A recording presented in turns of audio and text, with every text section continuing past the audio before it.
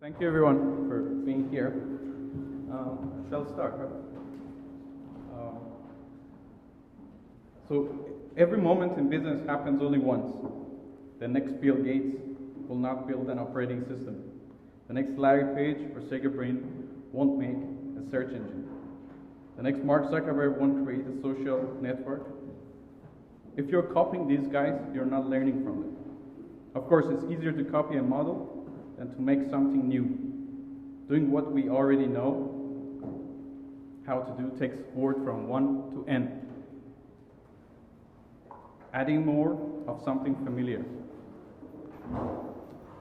But every time we create something new, we go from 0 to 1. The act of creation is singular, as is the moment of creation. And the result is something fresh and strange. Unless they invest in a difficult task of creating new things, companies will fail in the future no matter how big is their profit today. What happens when we gain everything to be had from fine-tuning the old line of business models that we inherited? Unlikely as it sounds, the answer threatened to be far worse than the crisis of 2008. Today's best practices lead to dead ends. And the best path are new and untrained. So these were the first three paragraphs of a book called 0 to 1 from Peter Thiel, which I found it relevant to our talk today, so I would read it. I would add to this list that the next Daniel Ek will not create a new music streaming platform like Spotify. The next enterprise agility success stories will not have guilds, squads, chapters, tribes, and definitely will not follow a prescriptive process framework. These success stories will come from companies that look inward to their employees and outward to their customers continuously and do everything possible to stay fit for purpose today and in the future. In these companies, the role of management is not degraded, but it's more important than ever before.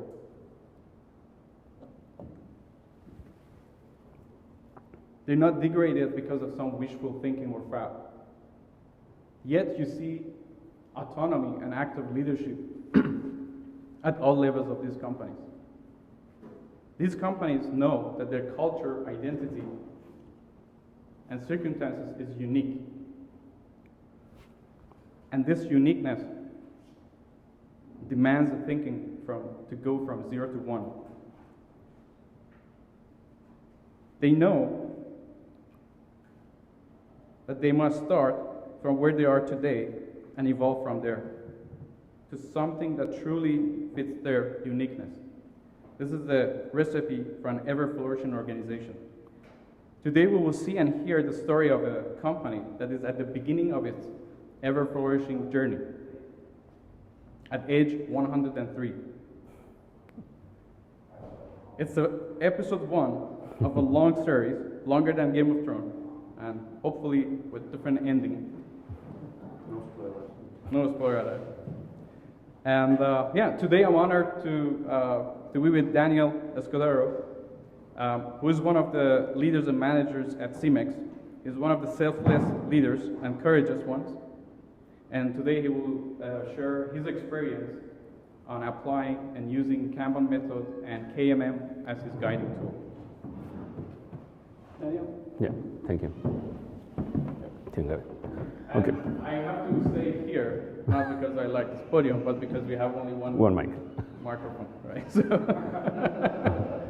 Thank you, Kaveh. Thank you, everybody, and good morning. Thank you for being here. What we're going to do today, as Kaveh mentioned, is just show you what we have done.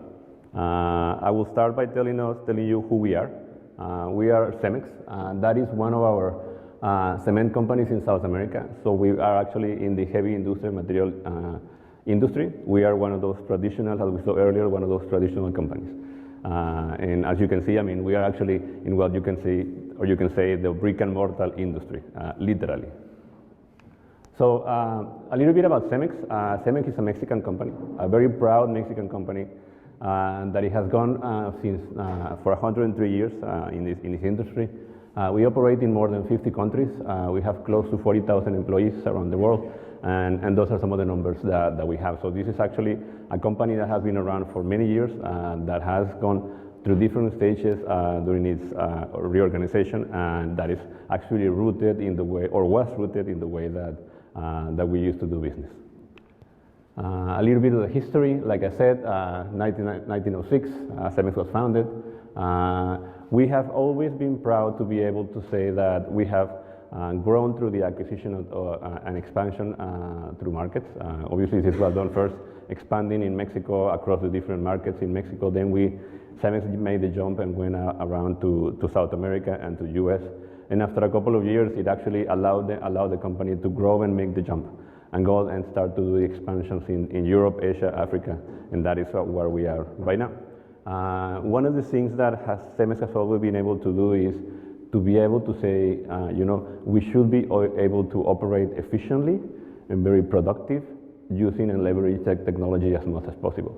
And that is something that was coined in the year 2000, that was called the CEMEX way.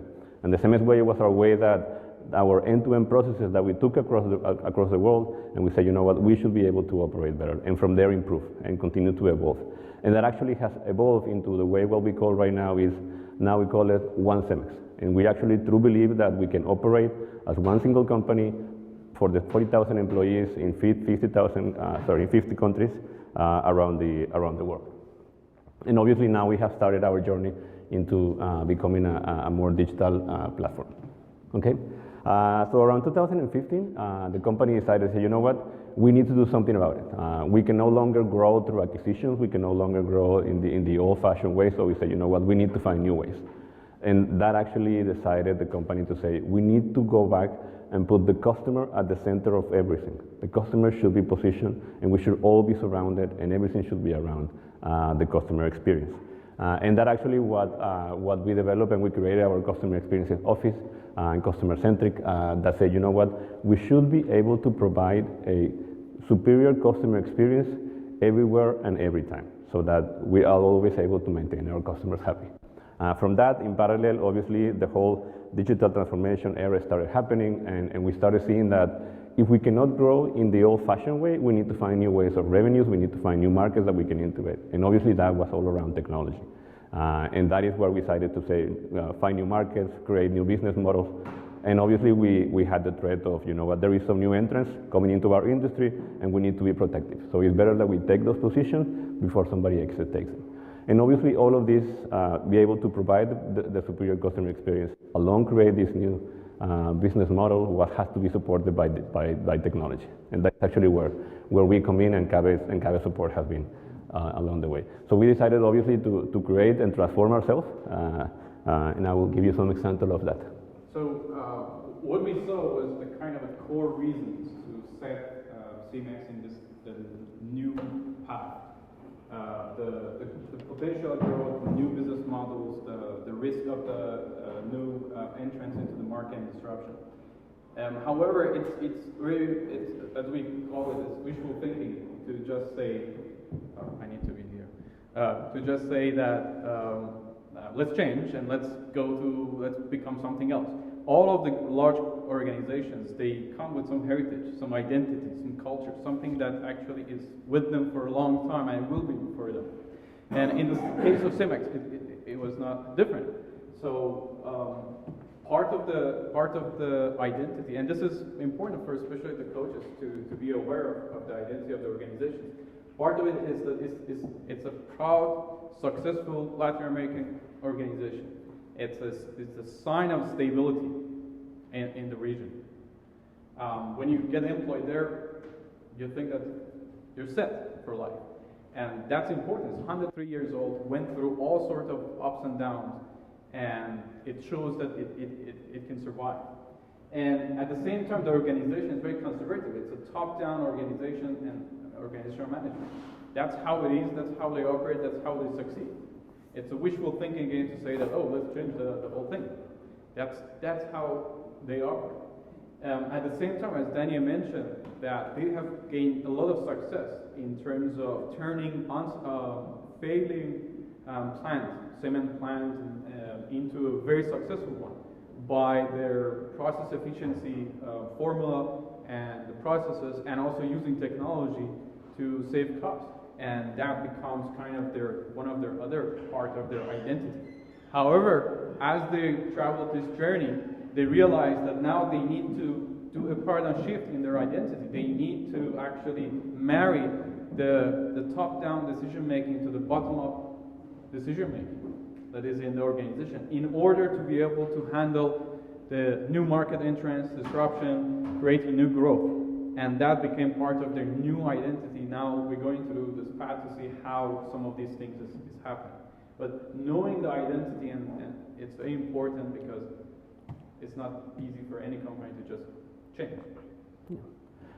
So what did we decided to do, or how do we get to that transformation? How do we use that identity to say, you know, we need to shift? The first thing is we realized that our mindset needed to change. And that is something that we have heard yesterday and today, that the mindset of the company needed to change. So obviously it started at the level of the CEO. More than 70 executives of the company were retrained on how to be agile, how to be able to move to the market, how to be able to, on all of these Scrum methodologies. We integrated about 100 young people coming out of college that we call them the digital transformations team, and they brought this new blood into the company, something that we needed to inject. Along that, obviously, we revamped our developer centers in Monterrey and in Prague, and also obviously we learned a lot about from the digital platforms. Also along that, obviously, we integrated design thinking, we integrated the agile methodologies and Kanban now, and obviously we created more than 38 Scrum teams with about 500 people working in locations in the US, in Mexico, in Argentina, India, and Prague. So this was a very diverse team of people trying to make sure that they work together. And these teams are not all of it, right? So CEMEX is more than 10,000 people. So this is working on one specific initiative, which we will go through. And all of this started after 2015. So quite large number of changes. Yeah, so that was one of the key aspects that was very difficult, and for those of us who have been in the company some time, it was very difficult to absorb was concepts like the MVP. For us now, the concept of MVP is like, yeah, you know what, if it's a minimum viable product, come on, get it out there as soon as possible. But for us being a project-based company, we were used to say, you know what, get the requirements, get them documented, get them developed, get them tested, and these huge projects that were in the past. So for the management to be able to say, you know what, you will get something that is not ready, that is not fully enabled, but you get to work. So that was a complete mindset, and the executive team actually accepted it, and actually now are supported, and you hear them out talking about those concepts as their normal day-to-day basis. So this is what one of our solutions, CEMEX Go. Obviously, it's a platform that we have it out there. It's the digital end-to-end customer journey for a customer to be able to do business with you. It's important to mention that we are a business-to-business.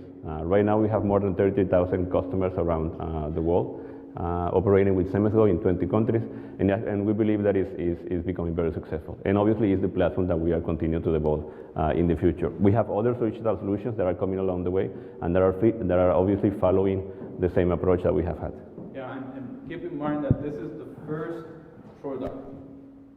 Until this point of time, everything is project-based. This is the first product that CEMEX is building, and this is one of the initiatives that is going on, which that 500 people and Scrum teams is working on.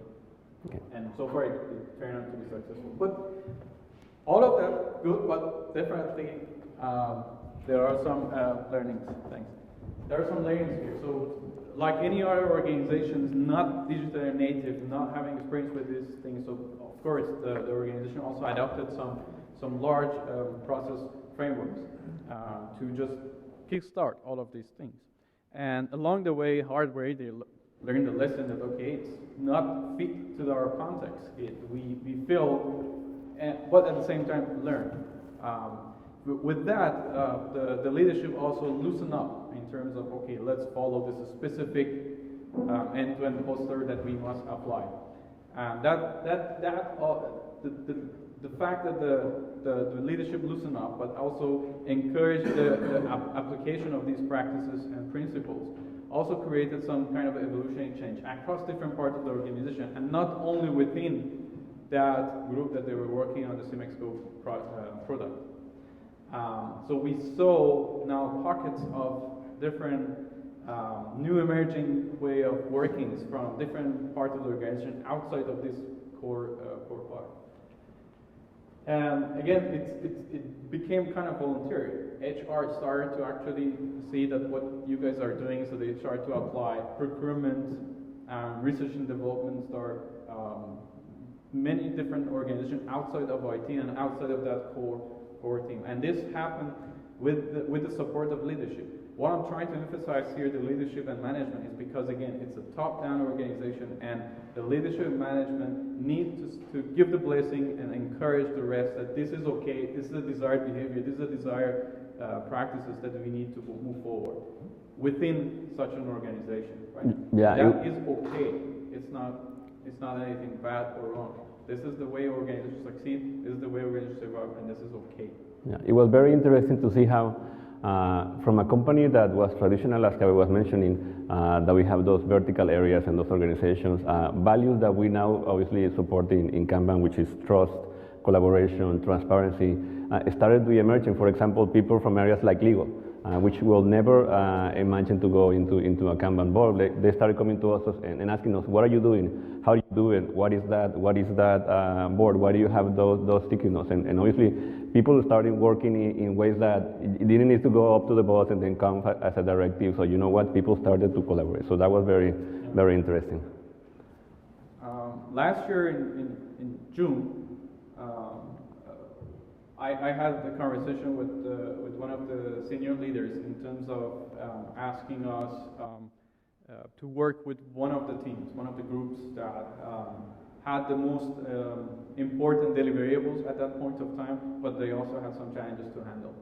So we start to work with them. As we will show you later, we soon realized that after a couple of days actually, that there are so much interdependencies of this team and this group. It was a group of 6 teams outside of their organization, more than 17 of them, that we better work more on those dependencies than inside. So we discussed with the leadership that okay, let's do that, and also we started using the KMM as the guiding tool. So for that, we set some objectives. These objectives at the time, which were kind of a pain point. These are the long objectives we set, and we looked to the Kanban maturity model. We interviewed more than 100 people across. We actually co-created certain practices, certain things after 3 months of co-creation, working together with different team members across all of these groups. And we didn't promote or advocate Agile, Scrum, Kanban, and this kind of stuff. We just worked to say, okay, what are the problems we have and what sorts of practice could help us? Of course, we used some of the core practices of Kanban, but we looked at it and said, okay, do we know where the work is? Do we know where the risks are? If no, let's show it somewhere, either physically or digitally. And we started that type of process. Can we work on millions of teams at the same time? Can we work on 100 teams at the same time? Obviously not, and that's one of our pain points. So how can we actually limit that?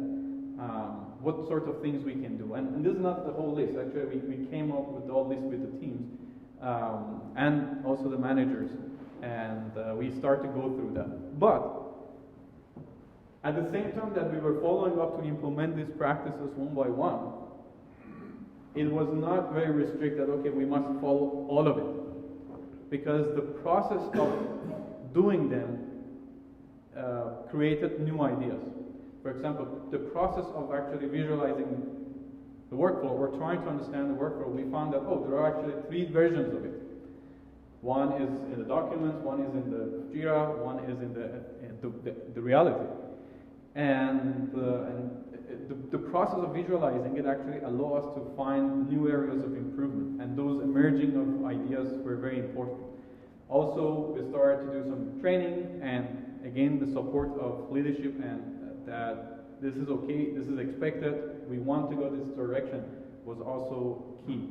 So these three factors, but the merging of ideas while we were doing the working on the key practices, and energizing the movement by the leadership, and also gaining the experience and knowledge, and having the capability and autonomy to do it, was important, as well as loosening up specific plan follow-up, and that emerges some new kind of evolutionary steps.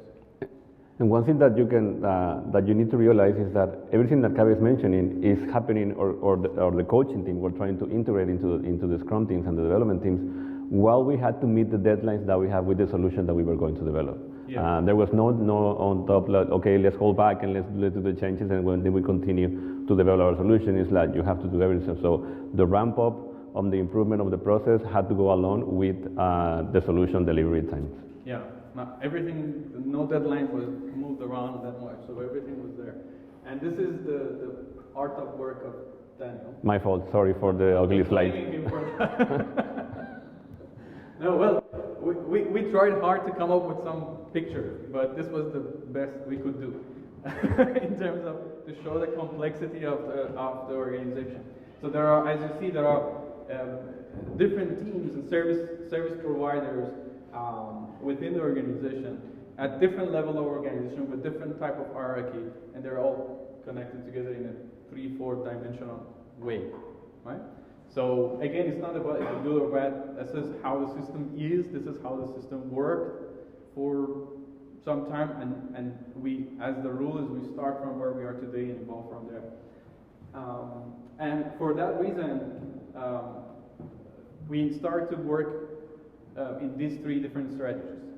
The first one is how can we actually enable teams and create capabilities within teams so they can continuously improve their way of working and the system of working, and then give them the autonomy to do that, and work with the middle managers and managers, which are the key, as we will see later, to kind of handle these interdependencies and improve the interdependencies between different parts of the organizations while somehow creating feedback loop between them. So these were the three main strategies on improvement and coaching areas. So let me tell you a little bit about what we are and where is my team position. We are, around those 500 people, we are what we call the regional deployment team. Actually, our responsibility is not to develop anything. We don't develop. We are actually the responsible. We are facing the operation. We are the interface with the business related to our IT area. We are responsible to make sure that the operation continues smoothly to operate, and actually we are also responsible to deploy the solutions that we have to our operations across the area. We are responsible for around 3 continents. We have a team of 60 plus people. One key aspect it is that our customers are more than 20 level 1, 2, or 3 people in the different countries. So you can imagine the level of requests that we receive. We don't receive requests of can you develop this button in color green. We receive requests of we need to improve the process in this area to become more efficient, or we need to redesign the solution for this area to integrate with a banking area in a different country, or we even have to request like, okay, we need to integrate a new operation that was acquired. So these are not typical requests, and one thing that we have to ensure is that because we are the face of the person IT, we need to ensure that we deliver our customers and make sure that they are as efficient as the company requires. One important aspect, obviously, we have, like I said, requests from the business, but we also manage projects. There was a comment earlier about how do you manage projects and so on. Well, that's one of our challenges that we have. We have in parallel about 15 projects running where those 60 people are operating, and it's not an easy challenge, as you can imagine. Obviously, language, cultures, countries, society is different, so it's a big challenge that we have. But I think we're going to do something, and we'll show you what we have done. And keep in mind that Daniel's organization is one of those interconnected bubbles, right? Yeah. With this team. So, yeah, and I argue that, again, I need to stay here. So I argue that the role of middle management in a top-down decision-making organization, tight social group, is very important. It's more important than ever before. That's what the role plays. That it's connect the top down. There is vision. There is some directions from the C levels that needs to happen. The people on the bottom also, they want to change something. They want to make their life better. It's the middle management to allow to say, to show and model that it's okay, it's desirable. This is how we need to move forward. Again, in a top-down organization, tight social group, this type of leadership is needed, and the role of the middle managers are very important. And they are the ones who actually make sure that the flow of information smoothly goes through between different levels of our organization, and horizontally and also vertically. And also they need to model the behavior that is desirable and is put part of the vision of the organizations. I was lucky enough to work with small companies, startups, project-based, product-based, large organizations, corporates, old ones, new ones. And what I saw in at least several of them was that a high maturity organization can go down actually to lower maturity with its leader. If the leader is a low maturity, goes to a high maturity organization, he or she needs a small amount of energy in order to bring it down. But the opposite is also true. That a high mature leader, as we saw yesterday in terms of the definitions, requires a lot of energy and persistence and perseverance to actually bring up a low mature organization. Some time ago, I was working with a company. It was a project-based company. They were building digital products. There were 3 founders, and one of them, very successful entrepreneur, serial entrepreneur, started several companies, sold some of them, have some of them still, and very aggressive guy and full of energy. Another one, actually a great salesperson, professor of economy, super smart guy. Another person, actually a mathematician by trade, and very analytic, one of the most open-minded person I've ever seen, and very, very creative person. These 3 built a great company over decades. They started to grow very fast in a way that they thought that, okay, at this point of time, none of us has experience to actually go through such a growth. And we never handled several hundred people or 1,000 people. We never managed it because we work in our own company only. So how about if we get some seasonal managers, professional managers who actually did successful work on successful growth companies and manage thousands of people. And let's go hire a couple of those. And they went and hired very good ones from very good companies. Before that, these 3 founders actually, they worked individually on the culture of the organization very much. For I think 2-3 years, they were working aggressively in terms of to actually put the culture and the values that they cared about into their organization. For example, they actually worked on transparency, respect, honesty. These were their core values, and they wanted to have creativity and innovation there. They literally modeled that. If you could go to the organization, you could see that the information, everybody kind of aware of what was going on. Even financial numbers, except some sensitive things, were available to all the employees. And there were all sorts of information flow were going on. Different type of Kanban method in terms of their portfolio, everything in terms of visualization and where things are, where the problems are, where the risks are, where they're. When the new managers came, so of course they had to give them the full autonomy so they run the company the way they want. So they say, okay, for the next several months, you're on your own. We are here to support you, but you're the expert. We brought you up here. You go ahead. And they came with a good intention, good people, but different value system, different maturity. 3 months later, actually, I was working in that company, and I was like, huh, why the curtains of the meeting rooms are closed? Because before that, everything was open. And then I saw that some of the practices of the Kanban stuff, the visualization, the portfolio, the risk is not happening that often anymore. And people were not getting information that much. 6 months later, the growth in terms of number of employees actually dropped. Several people, many people actually had to leave.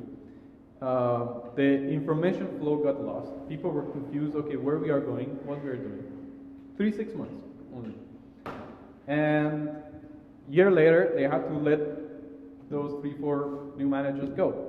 And now they're actually, those 3 founders got involved again and they're trying to rebuild it.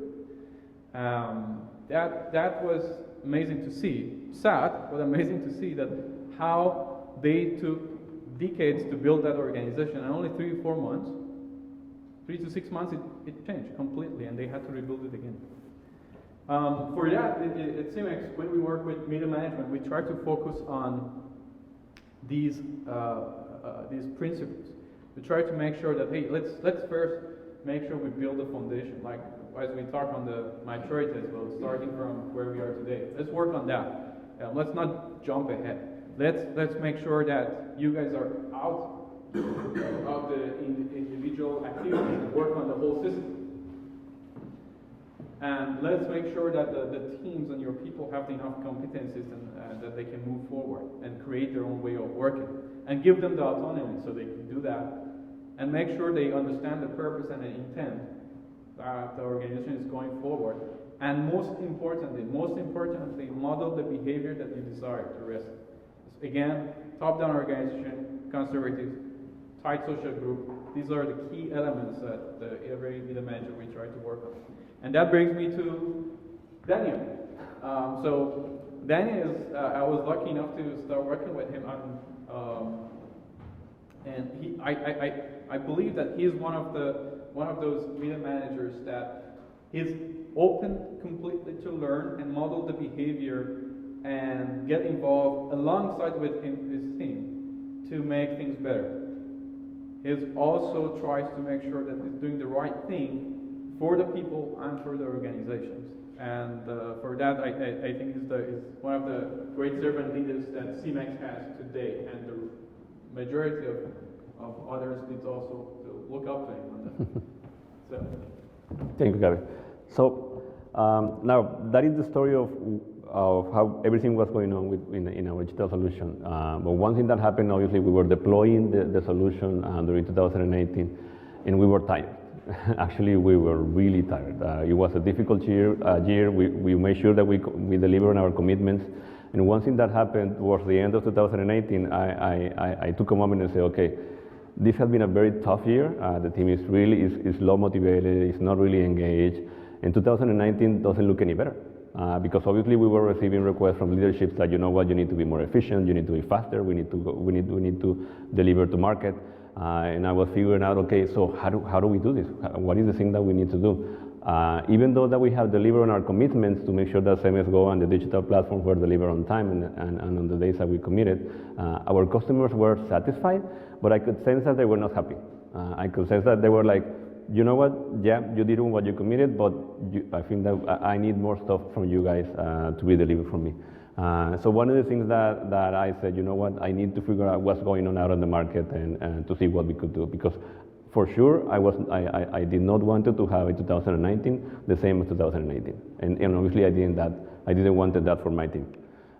So along the timeline from November, where I was lucky enough to participate by chance, because I participated in a conference in Berlin that I was not scheduled to go, but my boss says, I cannot go, can you go on my place? So I went, and I was able to interact with people from the industry to ask them, okay, what are you doing? And how are you doing things better? How are you doing this? And I started asking myself more and more things as, okay, what do I do? So okay, I came back to Prague, where Kaveh is one of the coaches that we have in working for us in CEMEX, or helping us, and I said, Kaveh, I need your help, and we need to do something. Yes, we are not this development area, we don't have the standard way of process, and our services are very different. Well, what can we do? Along that, obviously, the typical reorganization was requested to be done in our area. So we developed this plan for 6 months. Okay, so we're going to do training, we're going to introduce Kanban, we're going to leverage the capabilities, the values, and then we're going to plan this reorganization workshop, and we're going to align our services, and so on. So we took the team to the training. We trained about 40 or 50 people on Kanban, and we started introducing the practices, the values, and so on. 3 months later, we sit down, we look at the plan, and we threw it away because it was no longer valid. One thing that we realized along the way in those 3 months is like, you know what, we wanted to reach that point, but we're going into a different direction because we are evolving by ourselves. One thing that was very good and that we did is that reorganization that we needed to do in the area, we co-created with the team. It was not something that we wanted to say, you know what, this is Daniel's idea of how the organization should look like. So I got together all my leads and said, okay, how do we are going to realign our organization in order to service the customer better? And that is also something that happened. Keep in mind that Daniel has like 8, 9 other managers who report to him, so they manage other people. So it's like this type of organization. Yeah. So that was the end of 2018, the beginning of 2019. After that, obviously, we continue to introduce the practices. We continue to introduce the daily workflow. We started to understand what is flow. We started to understand what is achievement. We started to do our replenishment sessions, and the team obviously started to evolve. Obviously, I started to see behaviors in my team of things like there were people that were obviously, as always, ahead of the curve, people that adopted the change more easily, and then we have obviously the laggards that were still struggling. You have to imagine that there are people that are part of the team that have been working with the company for 20 or 25 years. And for them, the old ways of doing things, project-based, Excel, tracking, to-do lists, was the way that they were working. So in order to push them into say, you have to change, I had to use some other people that were key and were changing along the way to say, you know what, you need to show acts of leadership so that the others will follow.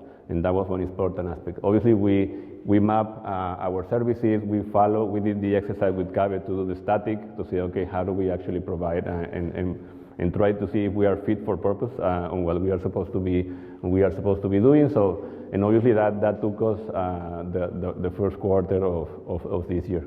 And now what is ahead? Well, one of the things that we have requested is what we have been doing in this region, we want to take it globally.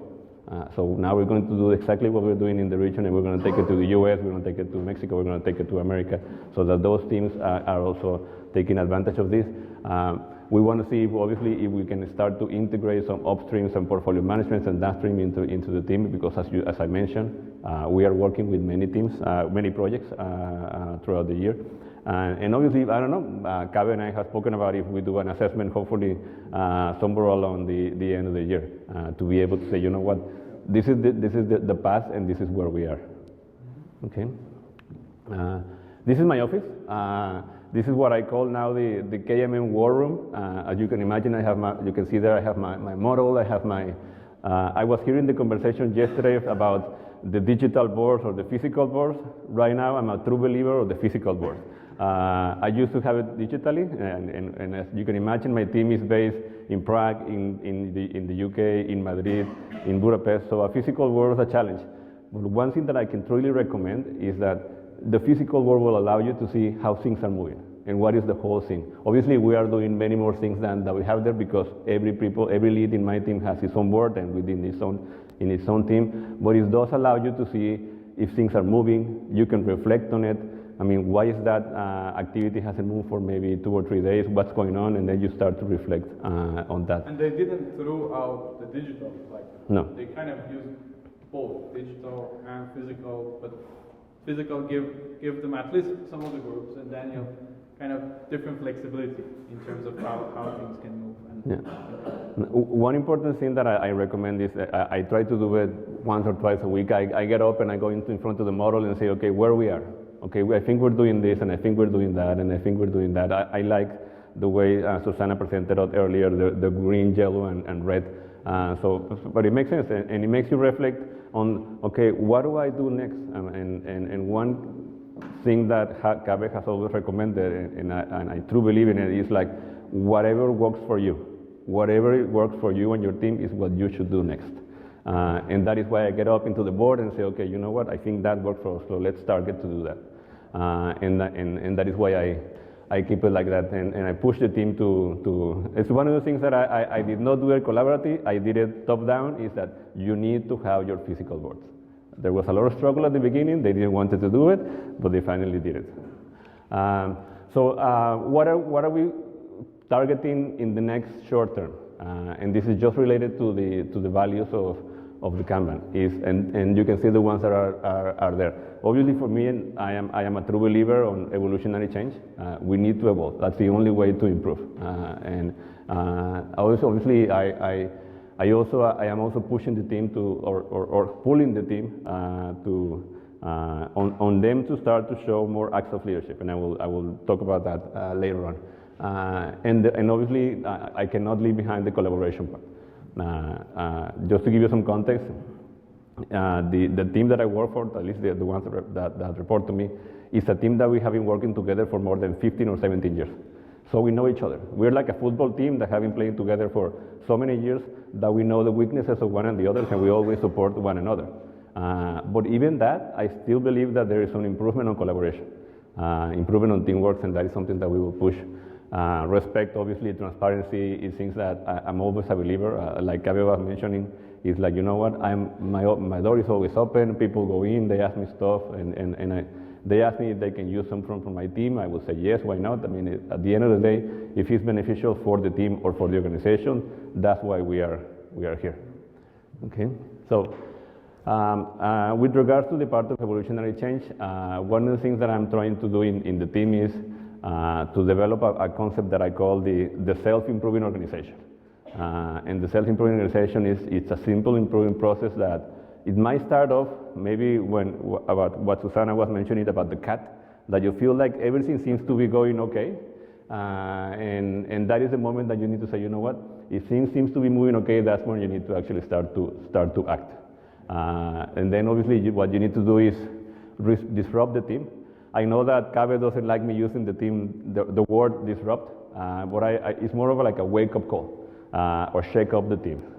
You can do the analogy with regards to a cold glass of water and say, you know what, I am the guy that brings the cold glass of water and say, you know, I throw it into the face and say, come on, wake up. Figure out how you want to improve. And obviously after that, it's just following a standard improvement processes, identify the improvements, areas of opportunities, strengths, and so on, prioritize them, create an action plan, and so on, and then obviously the cycle starts again. But what is the difference that I believe is that I shouldn't be the one throwing the glass of water. I hope that one day my team will come to me and throw the glass of water to me and say, Daniel, you know what, we have hit the plateau and now we have to do something. So that for me is the self-improving organization, and hopefully we'll get there at some point.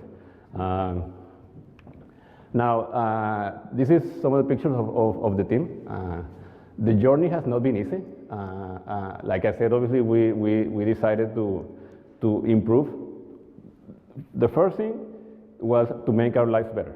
That was the key aspect of the whole evolutionary process. You know what, obviously deliver with better service, on time, be more efficient, but have a better way of life. We go to the trainings, we do the exercises, we have our boards, our improvements. And if I have to say that I will recommend doing one thing, is focus on the acts of leadership. That's it. The rest will follow. Transparency, culture, collaboration, pool criteria, everything will follow. But if you get your team to be able to say, you know what, I am going to do this because it makes sense, or I'm going to do that because I'm going to try it out, or you know what, Daniel, I want to experiment doing this, and you start to see that it's not you the one that is pulling the team, that is everybody pulling together, that is where you will see that everything will fall into place. There is no recipe as to how to do this. The recipe is, like it was said during the different presentation, KMM is a guide. Use it to see where it takes you, but I think that the most important thing is that you need to try it out. Try it out, experiment, develop the acts of leadership, and you will get better. And that's it. So, thank you.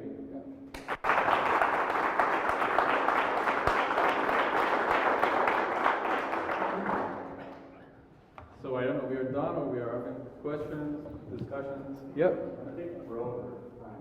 Oh, sorry. Well, we can go for a couple of questions. I'm really interested. Sounds to me, can you describe the process you went through to identify your customer? Okay, simple. Obviously, we started with the organizational ways. Okay, so what are the heads in the organizational ways that we need, that are responsible for this area that we work in the Europe, Asia, and the Middle East? And we target those people.